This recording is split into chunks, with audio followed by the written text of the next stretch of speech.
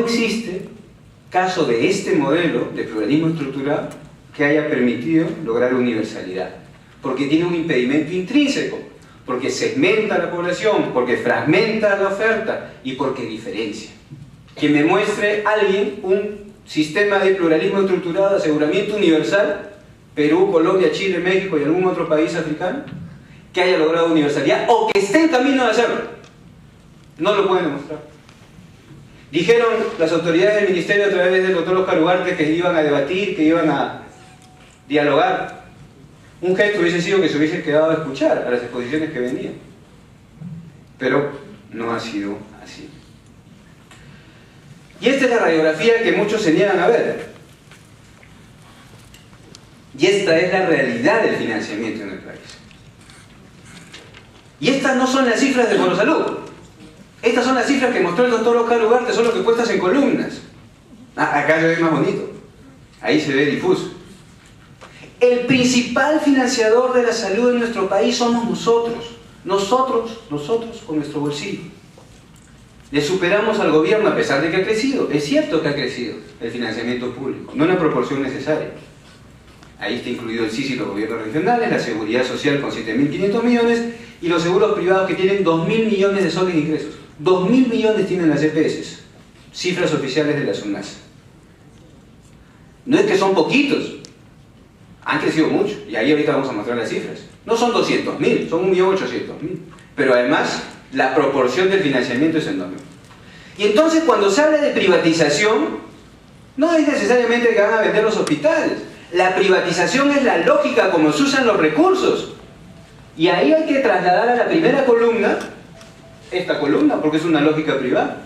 Y va a crecer mucho más. Y hay que trasladar también lo que traslada el Ministerio de Salud y la Seguridad Social a la lógica de mercado. Y podremos ver que en nuestro país la lógica privada es la mitad del financiamiento. Esa es la manera de ver el asunto. O por lo menos una de las maneras de verlo. Y no solamente decir que el financiamiento en infraestructura ha crecido, mientras el mercado de la salud explota ante nuestros ojos mañana, tarde y noche. Y esta es la proporción del presupuesto nacional, estamos de 5% del PBI, hasta un poco más quizá, y significa el 10% del presupuesto nacional. Nuestra realidad del aseguramiento es la que podemos ver ahí, 11 millones en el seguro para pobres del CIS a $35 per cápita. El Ministerio de Salud dice que esa cifra es gasto variable y que hay muchos gastos fijos que habría que incorporar a ese análisis. Bueno, hace 3 años le estamos pidiendo que nos diga cuál es la cantidad de gastos fijos pues, para saber el promedio per cápita del CIS. Y en el mejor de los casos, imaginemos que hay que duplicar el 35, llegaría a 70, pero el otro sistema público tiene 200. Es decir, uno del CIS valdría 70 y el otro 200, un tercio. Y los privados, bueno, con esa cantidad. Y nuestra cobertura del aseguramiento es en el seguro social integral y solidaria, pero no es universal, no es para todos. Pero además sabemos que solo el 33% de los que quieren entrar a salud asegurados para lograr una atención lo hacen. Expulsa el mercado de salud. El SIS tiene paquetes diferenciados y los seguros privados nunca son integrales y tienen primas individuales y copagos. El problema de la salud pública en el país no es solo de los sistemas públicos, también de los servicios privados. Por eso es muy peligrosa la diferencia que han hecho el Ministerio de Salud de dividir un viceministerio de Salud Pública y uno de Seguros. La responsabilidad por la salud de la señora Midori Javis y de este gobierno es de todos los asegurados, sean públicos o privados en el país, y los que compran una pastilla en una farmacia. Y están viniendo aquí,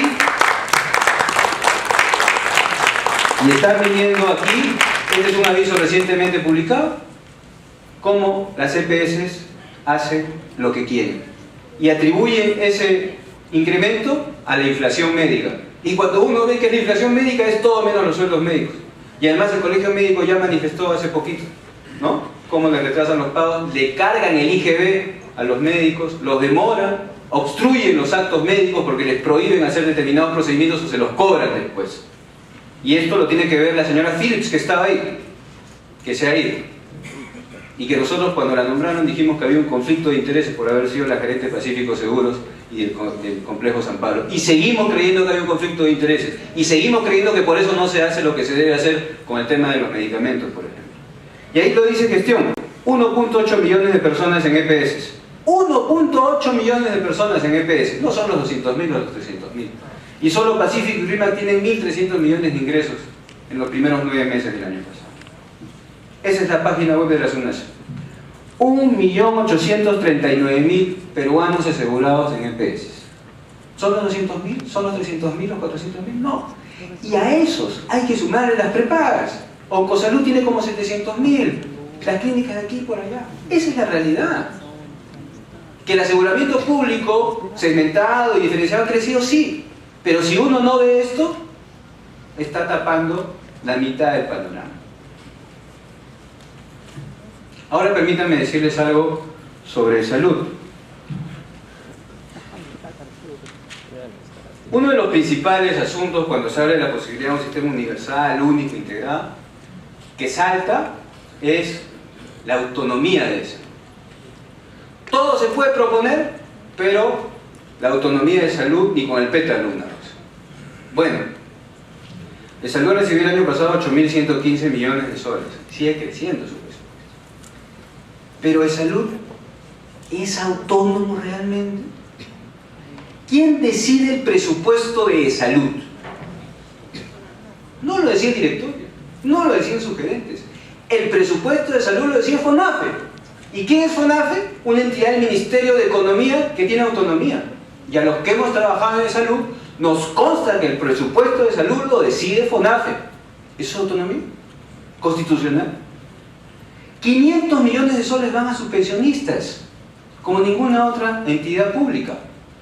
100 millones de soles de salud le paga la SUNAT solo por el hecho de recaudar el dinero de las contribuciones. Las APPs más desventajosas de este país y quizá de Latinoamérica están en la salud. Callao y María, 65 millones de dólares le han entregado a los hospitales.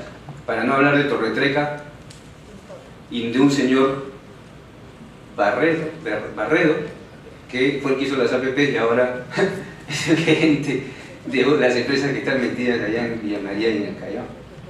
La tercerización de los servicios a gran escala se está dando en salud, no en el MINSA ahorita. Están llamando a las casas a decirle vayan a la clínica tal, a la clínica cual. Recortes de 800 millones de soles en la ley de gratificación, de 115 millones la ley Vitocho, la de los maestros. Y una representatividad bien limitada en el consejo directivo. ¿Es autónomo esa salud? ¿Puede ser la autonomía de salud un impedimento para hablar de una integración de los fondos y del sistema? ¿O es algo que ha quedado ahí como una letanía que se repite? Habría que preguntarnos eso. Y además entender que es salud, es una institución del país. Y a salud, desde mi punto de vista, hay que rescatarlo de todo lo que se le está haciendo en los últimos tiempos. Por el lado del CIS, cuando escuchamos a los funcionarios del CIS decir que el CIS cubre todo y que al contrario le sobra plata, uno dice en qué planeta está. El CIS tiene las obligaciones legales del PEAS, las complementarias, alto costo, cobertura extraordinaria y plan Esperanza. Y tiene un presupuesto de 1.200 millones de soles. Solo el PEAS fue costeado por el proyecto PRAES de USAID en 3.500 millones de soles. El PEAS. Y ahora están en 1.200 millones de soles. Y ellos dicen, cubrimos todo, pero dentro de su presupuesto. Yo también los invito a ustedes a cenar hoy día a todos, ¿no? Al mejor restaurante de Lima, pero dentro de lo que esté en mi billete. Esa es la comparación que los señores del CIS hacen y que no debe darse. Y además el presupuesto, es decir, no solo para las atenciones y gastos variables, en muchas regiones y direcciones para a los empleados. Y ustedes lo saben. No es un presupuesto tampoco real. La lógica de la reforma entonces es continuar el aseguramiento individual, la diferenciación, no hay financiamiento sostenible, hay una ausencia en relación con la política tributaria, hay una optimización de los procesos de laos y ahora se habla de vulnerabilidad, pero no se asume el sistema como un todo. Esto lleva a que se fortalezca el mercado, 8 millones de peruanos sin ningún tipo de seguro, no pueden ingresar a la de salud por la planilla, no pueden ingresar a la CIF porque no son pobres, tienen que comprar un seguro o gastar del bolsillo. Ausencia total de la regulación del mercado, APPs con rentabilidades excesivas, etcétera, etcétera, y el modelo CISOL, que es el que más éxito tiene en el país y que todos sabemos lo que significa. y que el Ministerio de Salud esté impulsando, porque al contratar al CIS, el CIS al CISOL lo impulsa, y un modelo en el cual el 70% va al bolsillo del privado y 30% a la Municipalidad de Lima o a otra municipalidad, es un modelo mercantil, y tenemos que analizarlo a profundidad, porque ahora también le están encargando las ambulancias de Lima. ¿Ese es el modelo que queremos impulsar? ¿O no?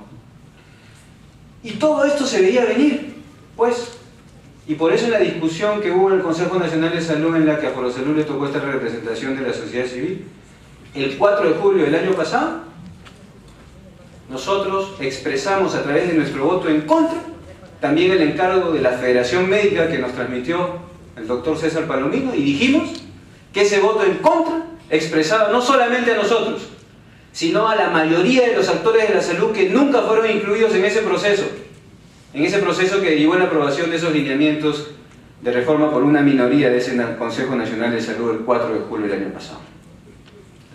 Y esta es la otra verdad que no se quiere hablar, que no se quiere ver, y ahí está. Desde la vigencia de la Ley de Aseguramiento Universal, el gasto de bolsillo ha explosionado. Son cifras, también, dicho sea el paso del doctor Ugarte, no son cifras de Forosalud, son cifras de ellos. Si la ley de aseguramiento era proteger financieramente, tenemos el doble o más asegurados y la gente sigue gastando, por lo menos deberíamos decir, vamos a analizar la ley de aseguramiento, por lo menos, si no derogarla. Consecuencias de la reforma: igualación de los sistemas públicos de salud y SIS a cualquier YAFA que pueda abrirse, un viceministerio de seguros que disocia la responsabilidad pública en el aseguramiento individual frente a las acciones de salud colectiva, una integración vertical de la cual ya se ha mencionado, bancos, aseguradoras, clínicas, 20 medicamentos en los seguros privados en la cual nadie hace nada. Hay un impulso a las APPs y concesiones, compra de servicios desregulada, etcétera, etcétera. Y el Ministerio de la Salud ya no es competente para la promoción de la salud. No lo digo yo, lo dice el decreto legislativo C61, en el cual, al amparo de los decretos de reforma, se le ha robado al Ministerio de Salud su principal atributo, su principal competencia, que es la promoción de la salud. Ahí está. ¿Cuál fue el argumento? No, los del MEF nos dijeron que RPP y Alicop también pueden hacer promoción de la salud, nos dijeron los funcionarios del MIS. Entonces no puede ser una cosa, sí, qué bien, que pase. Porque todos esos decretos legislativos pasaron por el filtro del Ministerio de Economía. Por eso cuando algunos decimos reforma MINSA-MEF, no lo hacemos solo por estereotipar algo, sino porque es verdad. Todo lo que tiene que ver en este país con recursos no pasa por los ministerios, sino por el Ministerio de Economía. Se relativizan los derechos laborales, se redefine el derecho a la salud de una manera asombrosa, como si no hubiesen pactos y tratados internacionales. Hay ausencia de enfoques de género, interculturalidad y determinantes. Se pretende convertir al CIS en un brazo financiero no solo para las atenciones, sino para estrategias, desnaturalizando su labor de protector. Hay una ausencia de la política de medicamentos. Vaya usted a una farmacia, por favor, a ver si puede conseguir un generito. Qué difícil le va a resultar. Y medir por unidades el mercado de medicamentos, como presentó el doctor Oscar Ugarte, es una parte de la historia. Hay que medir el volumen de lo que gasta la gente. La plata también. Por lo menos hay que medir las dos para tener una adecuada visión del asunto. El Instituto de Gestión Hospitalaria, la Escuela de Salud Pública, ojalá que sirva para funcionar adecuadamente. Y tener mucho cuidado con lo que va a pasar con las redes integradas. Porque las redes integradas también se pretende hacer plural, y a nosotros nos han dicho que eso también podría ser administrado por entidades privadas.